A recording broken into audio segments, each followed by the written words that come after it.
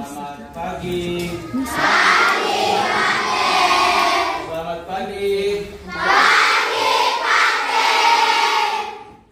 Masih semangat? Siapa yang belum makan? Siapa yang tidak makan? Siapa yang sudah makan? Kamu sudah makan semua, ya? Baik.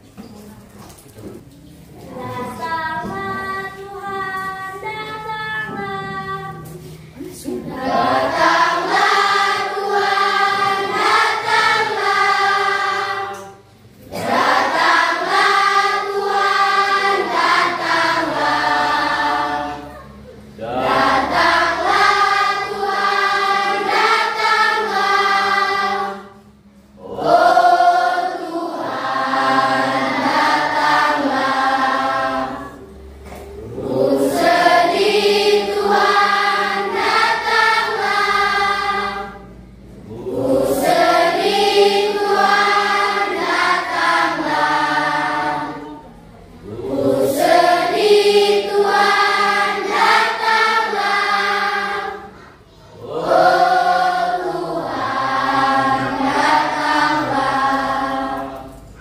Dalam nama Bapa dan Putra dan Roh Kudus. Amin. Tuhan bersamamu dan bersama rohmu.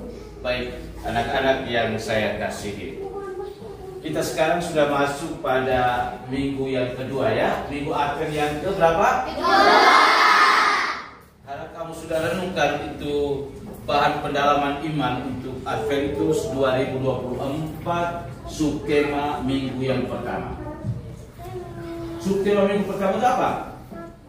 Bertumbuh dalam Cinta kasih. Tema umumnya itu apa?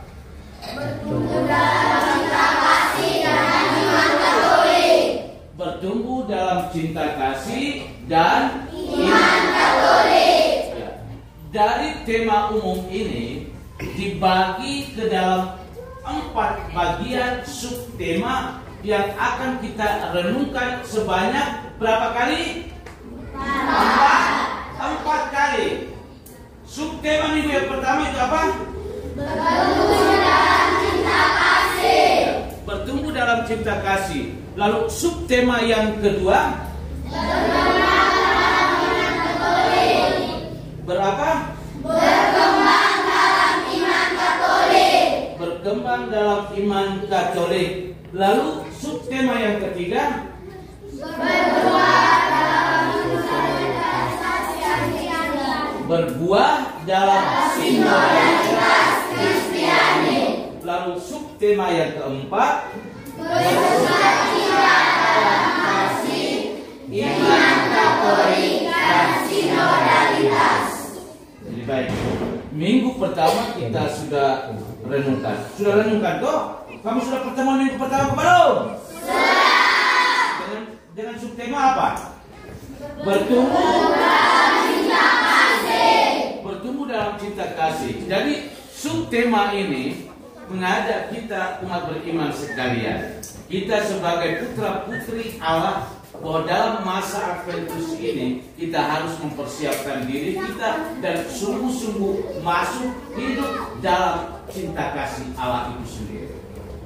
Kalau kita mengatakan bahwa hidup dalam cinta kasih Allah, itu berarti bahwa permusuhan, perpecahan, konflik, perkelahian dijauhkan dari hidup kita.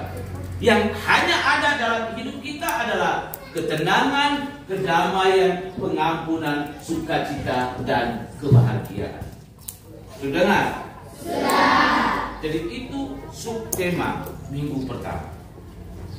Ingat, cinta kasih adalah hukum yang paling apa?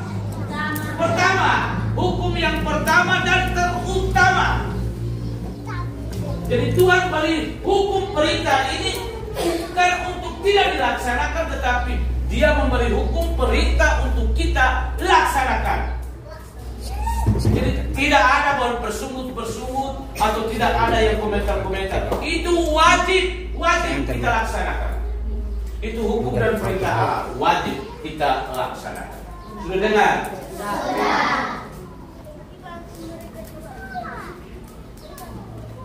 Lalu hukum cinta kasih itu harus kita hidupi di dalam praktek hidup kita yang nyata. Jadi kita tidak hanya ngomong bilang cinta kasih, tetapi bagaimana kita menghidupi cinta kasih itu dalam kehidupan kita setiap hari. Kita omong bahwa saya mencintai Tuhan, saya mencintai Yesus, saya mencintai sesama saya, tetapi hari Minggu tidak pergi ke gereja. Itukah namanya cinta kita kepada Tuhan? Hah? Setiap hari hanya berkelahi dengan teman, lalu bilang saya mencintai teman saya mencintai sesama saya. Begitu? Hah? Jadi bagaimana kamu menghayati dan menghidupi cinta kasih Tuhan? Hah? Sikap apa yang kamu tunjukkan, yang kamu buktikan bahwa kamu sungguh-sungguh hidup dalam cinta kasih Tuhan itu sendiri? Itu bagaimana kamu tunjukkan? Jangan berkelahi, jangan bertengkar, jangan mencuri. Apalagi siapa yang suka curi-curi di sini? Siapa yang suka bertengkar? Hah? Siapa? Kalau kita sungguh-sungguh menghayati hukum cinta kasih Tuhan, maka yang tercipta di dalam hidup kita hanyalah ketenangan, damai, dan sukacita. Itu berarti bahwa segala macam perbuatan kita yang jahat, yang buruk itu kita singkirkan jauh-jauh. Sudah dengar? Sekarang subtema untuk pertemuan yang kedua itu apa? Subtema yang kedua, berkembang dalam iman Katolik. Identitas hidup iman kita itu harus sungguh-sungguh nampak jelas dan harus hidup. Ingat, kita tidak menghayati iman yang mati, tetapi kita menghayati iman yang hidup. Dan iman yang hidup itu harus sungguh-sungguh nampak dalam sikap perbuatan kita. Jangan kita hanya mengatakan saya ini adalah orang yang beriman Katolik, saya anak beriman Katolik. Hari Minggu saya tidak pergi ke gereja, saya tidak pernah berdoa. Lalu omong bilang saya ini adalah anak yang beriman Katolik. Ingat, iman kita sebagai orang Katolik itu tidak hanya nampak pada omong-omong saja, tetapi harus sungguh-sungguh nampak dalam perbuatan. Sikap, hidup, tutur kata, perbuatan kita yang nyata. Jadi jangan hanya omong. Karena itu identitas hidup iman kita harus sungguh-sungguh nampak jelas dalam kata dan perbuatan kita. Harap iman kita sungguh-sungguh tetap kita jaga sehingga dia tetap hidup. Sekarang kita sedang dalam masa Advent. Atau kita sedang dalam masa apa ini? Hah? Masa apa? Advent. Yang kita nanti-nantikan dalam masa Advent itu siapa? Halo, yang kamu nanti-nantikan dalam masa Advent itu siapa? Yesus. Bukan kamu nanti-nantikan kamu punya pacar, kamu punya sobat. Yang kita nanti-nantikan itu siapa? Yesus. Tuhan Yesus yang kita nanti-nantikan. Dia datang membawa kedamaian, dia datang membawa sukacita. Dan Yesus mengharapkan agar kedamaian dan sukacita itu tuh sungguh-sungguh hidup di dalam hidup kita. Iman kita itu tidak mati. Jadi Yesus datang mau menghidupkan iman kita. Bisa jadi selama ini iman kita itu mati, atau iman kita itu hanya tidur saja begitu. Yesus datang membangunkan iman kita, membuat iman kita itu harus sungguh-sungguh hidup. Dengan demikian yang kita hayati dan yang kita imani adalah iman yang hidup. Kita mengimani pribadi Tuhan yang hidup. Kita tidak mengimani Tuhan yang mati. Tuhan itu mati atau hidup? Hidup. Siapa yang sudah pernah lihat Tuhan? Sudah lihat Tuhan kah? Siapa? Siapa yang sudah pernah lihat setan? Setan kamu belum lihat? Ini setan-setan ini, ada ini setan semua. Kita hanya bisa menjadi anak-anaknya Tuhan Allah kalau sikap hidup kita itu baik. Kalau kita sungguh-sungguh menghayati hukum perintah kasih Tuhan itu. Tetapi kalau hidup kita hanya diliputi dengan rasa benci, dendam, perkelahian, permusuhan, maka kita menjadikan diri kita sebagai anak-anak apa? Setan.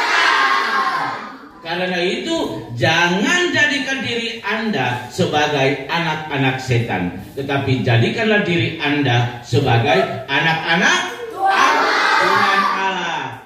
Karena itu mari kita mempersiapkan diri kita agar masa Advent ini sungguh-sungguh merupakan masa yang penuh berahmat, yang bisa memperbaharui hidup kita dan membawa perubahan dalam diri kita. Karena itu niat dan pertobatan harus kita sungguh-sungguh bangun. Karena itu hari ini kita juga akan menerima sakramen tobat. Tobat berarti kita mau berubah. Kita berubah dari sikap hidup kita yang tidak baik kepada sikap hidup kita yang baik dan berkenan. Karena itu mari kita siapkan hati batin kita agar masa Advent ini senantiasa selalu membawa rahmat dan berkat berlimpah bagi hidup kita sekalian. Amin. Marilah berdoa.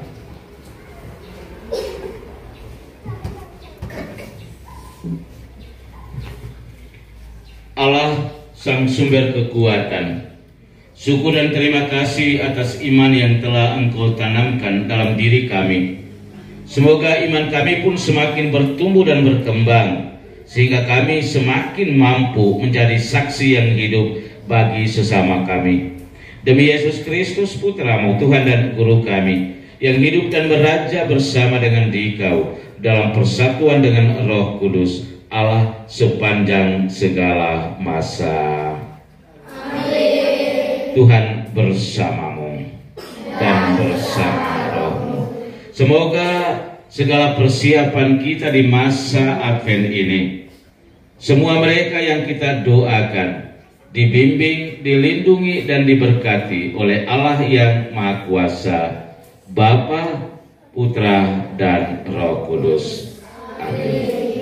Baik, yang ikut pengakuan sebentar hanya kelas 5 dan kelas 6. Sekarang saya beri kesempatan kita tenangkan diri, lalu nanti kita berbaris di luar.